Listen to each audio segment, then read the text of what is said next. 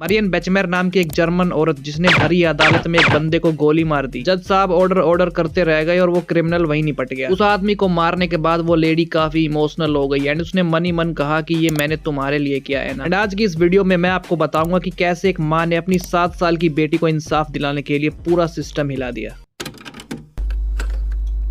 Marion बेचमेर एक German महिला, इनका जन्म 3 जून 1950 को एक छोटे से शहर सस्टेड में हुआ था। मरियन के पिता बहुत ज्यादा शराब पीते थे और वो सारा दिन घर के पास वाले पब पे बैठकर शराब पी के टुन रहते थे और इसी वजह से उनके घर का माहौल भी काफी अच्छा नहीं था। उनके पिता अक्सर शराब पीकर अपनी बीवी और बेटी को गंदी गंदी गालियां दिया करते, कभी अपनी बीवी पीट देते तो कभी अपनी बेटी, और इसी वजह से उनके पेरेंट्स का एक दिन डाइवोर्स भी हो गया। मरियन की मोम ने दूसरी शादी कर ली और अब वो अपने स्टेप डैडी के साथ रहने लगी, लेकिन उनके सौतेले पप्पा का बिहेवियर भी मैरी के प्रति काफी अच्छा नहीं था। उनके स्टेप डैडी अपने घर में किसी हिटलर से कम नहीं थे। अब क्योंकि मरियन की माँ अपने पहले पति से बहुत ज्यादा परेशान थी, सो वो अपने दूसरे हस्बैंड के साथ ऐसा कुछ इश्यूज नहीं चाहती थी, क्योंकि वो उनके साथ तो सही थे। इसलिए उन्होंने अपने दूसरे हस्बैंड को छोड़ने की जगह अपनी बेटी को ही छोड़ दिया। मरियन को घर से बाहर निकाल दिया और कहा कि चली जा अपने शराबी बाप के पास। घर से निकलने के बाद मरियन अकेले रहने लगी। 1966 मरियन की उम्र 16 साल थी और इसी साल में उसने अपने पहले बच्चे को जन्म दिया। लेकिन इस उम्र पे वो खुद एक बच्ची थी एंड उनका बॉयफ्रेंड भी उन्हें छोड़ के भाग गया था। उसके पास खुद को पालने के लिए तो पैसे थे नहीं, तो बच्चे को क्या पालती। तो उन्होंने अपना बच्चा गोद लेने के लिए अनाथ आश्रम में छोड़ दिया। 18 की एज में वो फिर से प्रेग्नेंट हुई अपने दूसरे बॉयफ्रेंड के साथ। इस बार मरियन ने बच्चा रखने के लिए जोर दिया, लेकिन इस बार भी उसका बॉयफ्रेंड नल्ला था, सिर्फ पेलना जानता था, केयर करना नहीं। एंड बच्चे के जन्म से कुछ दिनों पहले ही उसने मरियन का रेप भी कर दिया था एंड वो भी उसे छोड़कर चला गया। इन सभी चीजों से मरियन के दिमाग पर काफी बुरा असर पड़ा एंड मजबूरन मरियन को अपना दूसरा बच्चा भी अडॉप्शन वालों के पास छोड़ना पड़ा। 1972 में मरियन टिपासा नाम के पब में काम किया करती एंड वहां पर उन्हें पब के मैनेजर से ही प्यार हो गया एंड वो दोनों डेट करने लगे। और तीसरी बार 22 साल की उम्र में मरियन फिर से प्रेग्नेंट हुई। उन्हें फिर से एक बच्चा हुआ एंड इस बार भी उनका बॉयफ्रेंड नल्ला निकला। लेकिन इस बार मरियन ने अपने बच्चे को खुद से पालने की ठान ली थी, तो वो अपनी बेटी की परवरिश अकेले ही करने लगी। उन्होंने अपनी बेटी का नाम एना रखा। मरियन अपनी बेटी से बहुत ज्यादा प्यार करती थी। इतने सालों से मरियन अपने बाप, सौतेले बाप, माँ, बॉयफ्रेंड से सिर्फ गालियां ही खा रही थी। ये बच्ची ही उसकी जीने की आखिरी वजह थी। एना के आने के बाद उसकी जिंदगी को एक नई शुरुआत मिली, लेकिन ये खुशियां भी ज्यादा दिन की नहीं थी दोस्तों। 5 मई 1980 अब एना 7 साल की हो चुकी थी और इसी दिन उसका अपनी मोम से किसी बात पे झगड़ा भी हो गया था और वो जल्दी जल्दी में गुस्से में स्कूल के लिए निकल गई। रास्ते में उस बच्चे ने यह फैसला किया कि आज स्कूल से बंक मारते हैं एंड वो फिर स्कूल गई ही नहीं। एंड इसी टाइम पे एना को एक 35 साल के बुड्ढे क्लॉस ग्रोबोस्की ने किडनैप कर लिया था। उसके घर में एक छोटी सी बिल्ली थी एंड उसने बोला कि अगर तुम मेरे साथ चलोगी तो तुम्हें बिल्ली के साथ खेलने को मिलेगा। ये पहली बार नहीं था, एना अक्सर उस बंदे के घर जाया करती थी बिल्ली के साथ खेलने के लिए। तो वो बंदा एना को अपने घर ले गया और काफी घंटों तक उसे अपने घर पर रोक के रखा और उस बंदे ने उस छोटी सी बच्ची का कितनी ही बार सेक्सुअली असॉल्ट किया एंड जब उसकी हैवानियत की सीमा बढ़ गई तो उसने अपनी मंगेतर की चड्डी से उस लड़की का गला घोट दिया। बच्ची ने वहीं पर दम तोड़ दिया। फिर उसने उस बच्ची को बांधकर एक बॉक्स में पैक कर दिया एंड उस बॉक्स को उसने नहर के किनारे छोड़ दिया। ये सब करते हुए ग्रेबोस्की की मंगेतर ने उसे देख लिया था। जब बहुत देर तक एना घर नहीं पहुंची तो उसकी मोम को बहुत ज्यादा चिंता होने लगी। उन्होंने उसे ढूंढना शुरू कर दिया। वो एना के फ्रेंड्स के घर भी गई, लेकिन वो वहाँ पे थी ही नहीं। एना जब बहुत देर तक घर नहीं आई तो मरियन ने उसकी मिसिंग रिपोर्ट पुलिस में दर्ज करवा दी। अगले दिन पुलिस स्टेशन में एक डरी हुई महिला पहुंची जो कि ग्रेबोस्की की मंगेतर थी। उसने पुलिस स्टेशन में अपना बयान दिया कि कैसे उसके मंगेतर ने एक छोटी सी बच्ची की हत्या कर दी है एंड वो बच्ची अक्सर हमारे घर आया करती थी हमारी कैट के साथ खेलने के लिए। जब मरियन ने अपनी बेटी की मौत के बारे में सुना तो वो पूरी तरह से टूट गई। पुलिस उस बंदे को पकड़ने के लिए उसके घर पहुंची, बट वो तो वहाँ से पहले से ही भाग चुका था। उसने अपनी मंगेतर के लिए एक नोट छोड़ा था जिसमें उसने लिखा था कि रात में मुझसे बार में मिलो, कुछ जरूरी बात करनी है। पुलिस को वो नोट मिला एंड वो पब में उसका इंतजार कर रही थी। जैसे ही ग्रेबोस्की उन्हें दिखा पुलिस ने उसे अरेस्ट कर लिया। जब ये केस कोर्ट में गया तो ग्रेबोस्की का बैकग्राउंड चेक किया गया, जिसमें ये पता चला कि इस बंदे ने ऐसा पहली बार नहीं किया था। 1973 में इस बंदे ने 6 साल की बच्ची के साथ भी कुछ ऐसा ही किया एंड तब उस पर अटेम्प्ट टू मर्डर का चार्ज भी लगा। बट उस केस में वो बच्ची बहुत ही छोटी थी एंड जिंदा थी, तो उसने बातें बनाकर खुद को बचा लिया एंड उसके 2 साल बाद उसके ऊपर 2 जवान लड़कियों पर सेक्सुअली असॉल्ट करने का आरोप भी लगा था। उस बार भी वो बच गया था, लेकिन इस केस में उसकी मंगेतर गवाही दे चुकी थी। तो कोर्ट में इस केस का मुकदमा शुरू हुआ। ट्रायल के पहले ही दिन ग्रेबोस्की के लॉयर ने मरियन की इज्जत कोर्ट में सरेआम उछाल दी। लॉयर ने कोर्ट में ये बताया कि इसने पहले भी अपने 2 बच्चे छोड़ दिए हैं। ये लेट नाइट पब में काम किया करती है और जवान मर्दों से इश्क लड़ाती है। कई बार तो ये अपनी बेटी तक को पब में ले जाती है। इसकी बेटी ने इसकी वजह से क्या क्या झेला था एंड इसे अपनी बेटी की बिल्कुल परवाह नहीं थी। ऐसे ऐसे इल्जाम लगे मरियन के ऊपर। ये सब सुनकर मरियन का दिल टूट गया एंड उसे बहुत ज्यादा गुस्सा भी आने लगा। मुकदमे के दूसरे दिन भी ऐसा ही कुछ हुआ। पहले दिन मरियन को खूब जलील किया गया एंड दूसरे दिन उसकी बेटी की बारी थी। मरियन ने पहले ही ग्रेबोस्की एंड उसके लॉयर की बातें सुन ली थी एंड उसे पहले ही पता था कि ये दोनों मिलकर कोर्ट में मेरी बेटी के बारे में झूठ बोलने वाले हैं और हुआ भी ऐसा ही। ग्रैबोस्की ने कोर्ट में कहा कि उसका एना के साथ सेक्सुअली असॉल्ट करने की बात बिल्कुल ही झूठ है। उल्टा वो बच्ची मुझे फंसाना चाहती थी, वो मुझसे पैसे ऐंठना चाहती थी। उसने मुझसे कहा कि मुझे पैसे दे दो नहीं तो मैं घर जाके अपनी मॉम को बताऊंगी कि आपने मुझे गलत तरीके से छुआ है एंड जेल जाने की डर की वजह से उन्होंने उसे मार दिया। 6 मार्च 1981 मुकदमे का तीसरा दिन शुरू हुआ। 2 दिनों के ट्रायल के बाद मरियम ये समझ चुकी थी कि उसे क्या करना है, तो उसने ब्रेटा 70 की एक छोटी सी पिस्टल चुराई और उसे अपने पॉकेट में छुपाकर कोर्ट रूम में पहुंच गई। उसने अपना और कोर्ट का ज्यादा समय वेस्ट नहीं किया। उसने ग्रैबोस्की की पीठ पर निशाना लगाया और 7 बार ट्रिगर को दबाया। 6 की 6 गोलियां ग्रैबोस्की को लगी और वो वहीं पे तड़प तड़प के मर गया। उसे ठोकने के बाद मरियम ने वहां से भागने की कोशिश भी नहीं की, उल्टा खुद को सरेंडर कर दिया। अब मरियम पर हत्यारे की हत्या करने का मुकदमा चला। उसने अपने बयान में एक कागज पर लिखा कि ये मैंने तुम्हारे लिए किया है ना। 2 मार्च 1983 को उन्हें ग्रैबोस्की की हत्या करने के जुर्म में और अवैध तरीके से हथियार रखने के लिए 6 साल की सजा सुनाई गई। लेकिन 3 साल के बाद ही जून 1985 को उन्हें जेल से रिहा कर दिया गया एंड उसके बाद मरियम वहां से नाइजीरिया चली गई। वहां पर उन्होंने एक टीचर से शादी कर ली। 5 साल के बाद उनका अपने हस्बैंड से डिवोर्स हो गया एंड इसी दौरान उन्हें पता चला कि उन्हें पैनक्रियाटिक कैंसर भी है, तो वो अपने हस्बैंड से डिवोर्स लेके दोबारा जर्मनी वापस आ गई। 17 सितंबर 1996 को 46 साल की उम्र में इनकी मौत हो गई एंड मरियम को श्रद्धांजलि देने के लिए इन्हें अपनी ही बेटी के बगल में दफना दिया गया। दोस्तों ये केस उस टाइम पे पूरे जर्मनी में बहुत ज्यादा पॉपुलर हो गया था। देश विदेश की मीडिया इस पर बातें करने लगी। लोग मरियम को इंसाफ की देवी, माँ का बदला पूरा हुआ ऐसे टाइटल्स देने लगे। यहाँ तक कि उनके ऊपर मूवीज भी बनने लगी। कुछ लोग मरियम को सपोर्ट करने लगे तो कुछ लोग उसे क्रिटिसाइज भी करने लगे। कल दोस्तों आपको क्या लगता है, क्या मरियम ने अपनी बेटी को इंसाफ दिलाने के लिए जो किया क्या वो ठीक था? कमेंट करके जरूर बताएं एंड ऐसे इंटरेस्टिंग कंटेंट देखने के लिए हमारे चैनल को भी सब्सक्राइब जरूर करें। मैं मिलता हूँ आपसे नेक्स्ट वीडियो में। बाय।